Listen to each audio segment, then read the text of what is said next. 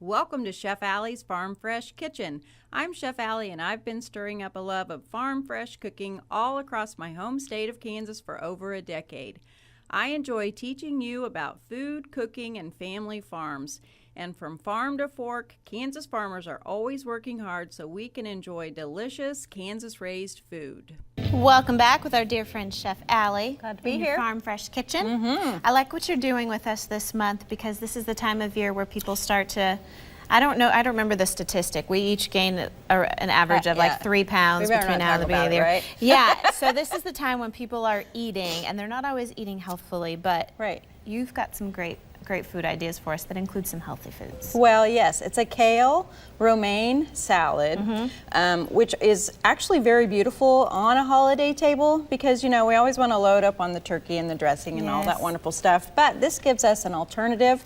And of course, kale is super trendy right now. It's a superfood. Yes, absolutely. And we want to get it into our diets because it's also known, it's in that category that's called a cruciferous, which means it comes from a family that has green leaves and it has properties that are cancer fighting. So it's a very great thing to get into your diet. However, if you don't approach it right, you will hate it, hate it, hate it. It's one of those things you can't just pick it up and try it without any direction. Exactly. And that's because typically kale is very chewy, tough. It's just got that texture. It's coated with wax. And so if we don't take the time to really chop it finely or cut it into ribbons, that's going to give us trouble too. However, there are 2 kinds typically in the grocery store here. This is the curly kind, which you do not usually want to buy. It's okay. But if you can find the other type, which is called Tuscan kale, it's flat. It's a dark green. It's also called dino kale. And it's a little bit sweeter, maybe not quite as tough. If you buy the curly kale like this, the main thing you want to remember is you have got to get that stem out of there because it's very fibrous. Anybody who comes to your house and has to eat this in their salad will never come back. So we want to make sure we get that out of there. And then the curly kale, we're going to chop it up really finely like this. Now, what else do you see in there? I don't know, but it's shiny, and it looks way better in this bowl than it does out here. Yes. Okay, so because this is coated with wax, this is what makes it really chewy and tough. So after we chop it up, if we put it in a bowl and then we massage it, which is really kind of fun to do, it's a great thing for the kids to get in the kitchen and do. That oil, it's a little bit of olive oil, it actually removes the wax coating on your kale and then it will be tender. So you see what I mean? There's kind of some things that we have to do in order to make kale work in a salad, but it's super easy to do. Yeah, I never would have.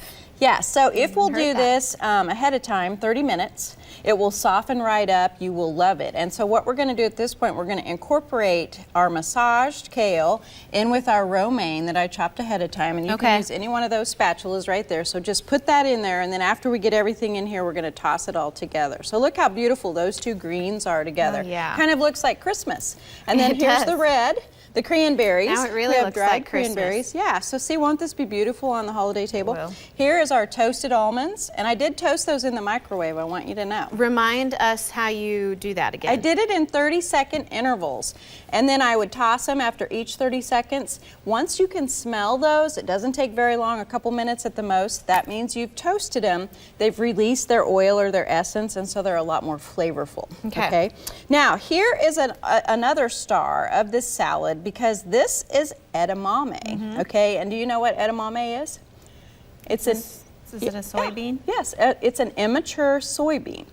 Typically, these that we buy in the freezer section at the grocery store, they're probably coming from overseas for the ones that we get. However, in Arkansas, I'm told that they do grow some edamame there. Typically, though, what you're going to see in all the soybean fields in Kansas is a mature soybean that's typically, and you can add that to that if you want to, but these are edamame. That's going to be a mature soybean that you're going to see here in Kansas in all those fields, and those are typically used for food, a little bit of food, a lot of food actually, a lot of it goes to livestock, and also some soy products like soy cheese, soy protein, things like that. It's also used for fuel. lots of different things. A lot of soybeans are made into oil. So when you see vegetable oil in your grocery store, that's actually soybean oil. So I just wanted to explain to your viewers the difference between edamame, immature soybeans, and mature soybeans. Okay. So then the last star was going to be our feta cheese. You can add that. Which is such a good mix with the cranberries and Isn't it pretty? nuts. Yeah. And then the other thing you have to remember with kale is you cannot put, since it's kind of tough and chewy, it needs a really nice heavy dressing. Okay, so if you have a dainty little vinaigrette, it is never going to work on a kale. You want something that's either creamy, like a ranch or an avocado, something like that, or even a real flavorful vinaigrette like this. This has orange marmalade, a spicy mustard, a little bit of red wine vinegar, and let's see what else. There's one more thing, salt and pepper that I put in there. Okay.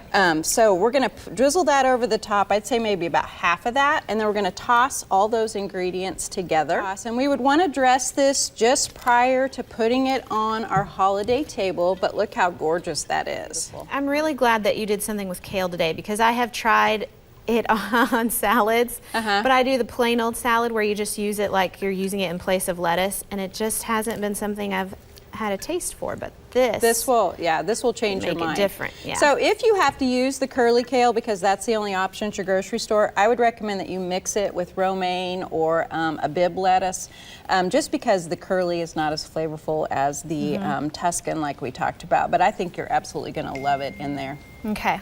I'll give it a try. Yeah, and again, the recipe is at chefallysfarmfreshkitchen.com. If you want that recipe for the holidays, please go there and get it.